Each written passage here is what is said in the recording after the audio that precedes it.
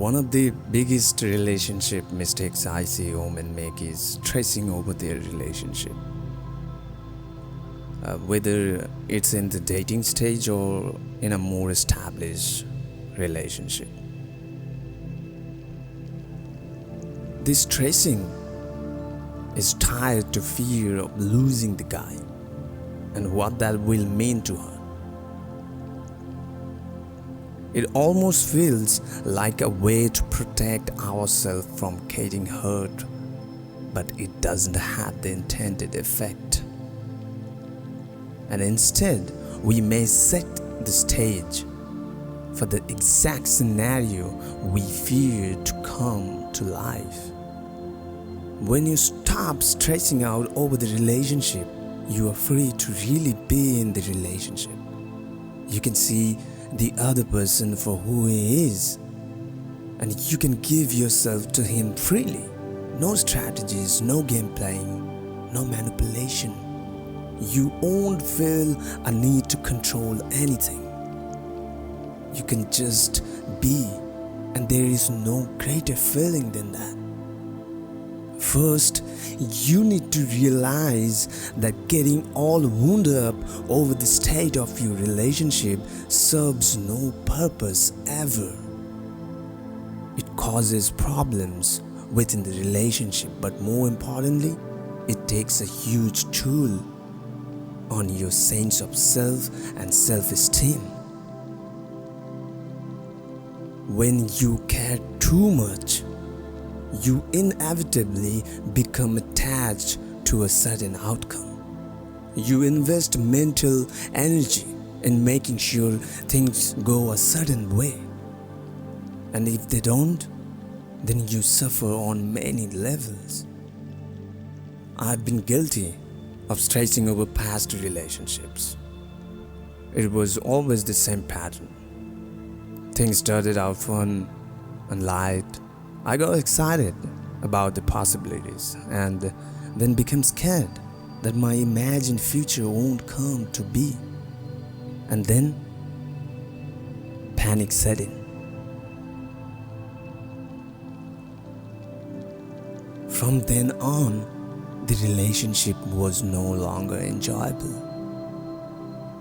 Every interaction and conversation became a test to see exactly where he stood and how he felt.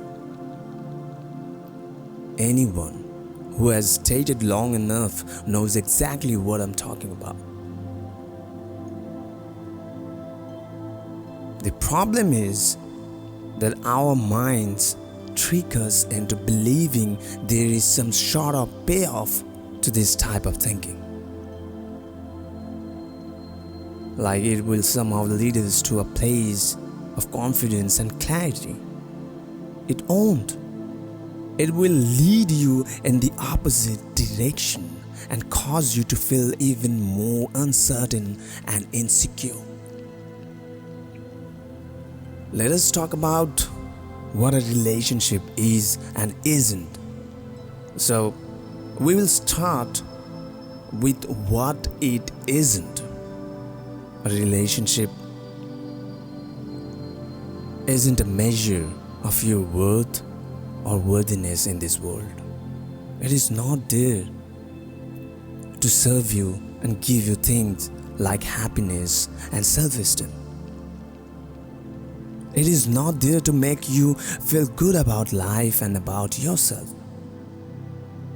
This isn't to say a relationship can do these things. It's just that these aren't the elements upon which a healthy relationship is built. A relationship also isn't some sort of milestone, a sign that you have made it, that you will be okay, that you are now a member of some of elite club. It isn't something you work to acquire. It is not a goal to achieve. A relationship is an experience to be had and shared. It is about discovering how compatible you are with someone else. And if there is enough chemistry and compatibility to form a lifelong partnership, the only work you have to do is to make sure you are your best self and get a place where you can give and receive love. No amount of plotting or analyzing will change whether you and someone else are compatible. You either are or you aren't. The dating process is more of a discovery process to find out if it's there. So you enter into a relationship as your best self, and then one of two things happens. It works out or it doesn't. If it doesn't, you are okay, because you know that it just means you weren't a match with that person. It doesn't mean you are flawed or damaged or bad or unlovable. It just wasn't a match.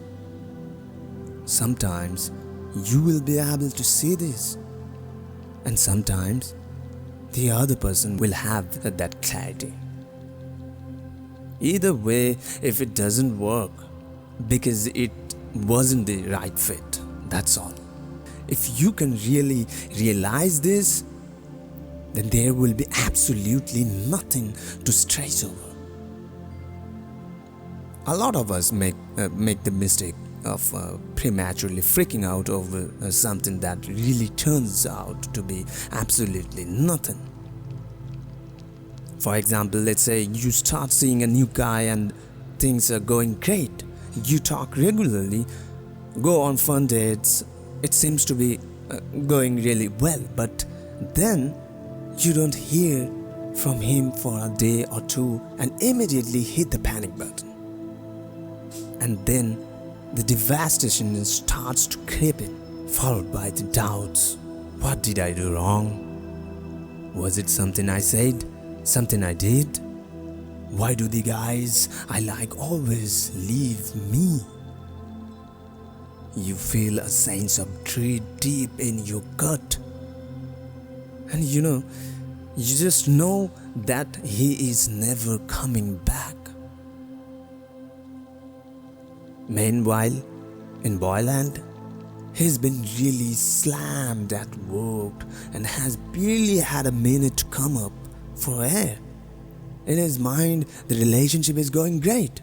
He's happy to have met a great girl like you. And he can't wait to finish this big project so he can see you again. He's happily going along doing his thing while you are knee-deep in heartbreak mode, or mourning the loss of what could have been and trying to figure out where it all went wrong.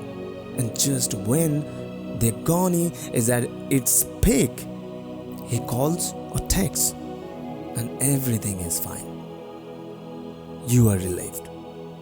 But at the same point, you are so in it now, you cling to the relationship even tighter because you remember how miserable it felt when you thought you would lost it. And you vow not to do anything to screw this up. I'm not saying the relationship will be doomed after this point, but I can guarantee it will cause a major shift in the dynamic, and it will definitely ruin your ability to actually enjoy the relationship anymore. Rather than reflexively panicking when something seems amiss, set a deadline. For example, if you started seeing a guy and don't hear from him for a day or two, say, I will not panic about this right now. If I don't hear from him by this day, at this time, then I'm allowed to be upset. And then just take it out of your mind. This also works if you are in a more established relationship. Let's say You don't see your partner as often as you would like. Maybe you'd like to go on dates more regularly or see him a few times during the week. Tell yourself that you will be fine with things for the time being, and if nothing changes in 2 weeks, then you can be upset about it and deal with it. Or let's say you were in a serious relationship and there has been talk of getting engaged, but he hasn't popped the question yet. Instead of getting angry about it, just give yourself a deadline. If he doesn't propose in the next month, then I'll be upset and I'll deal with it. Until then, I am going to enjoy the relationship and not let this bother me. This little exercise will help you train your mind to stay calm and avoid spinning into a frenzy. It will help you gain control over your thoughts and your mood. And this will be a major benefit to you and your relationship. And the funny thing is, whatever problem you wanted to get really upset about right away usually resolves itself before the deadline you set. I'm telling you, it really works.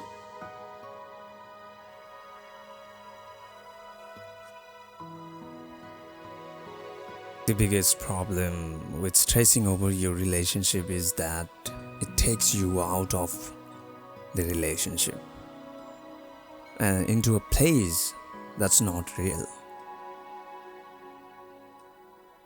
When you get stressed and anxious, you are no longer interacting with the person sitting in front of you. You are interacting with the thoughts in your mind. You fix it on an imagined future and worry about how and if you will get there with him. Stop doing this. Instead, just be present. Be right here, right now.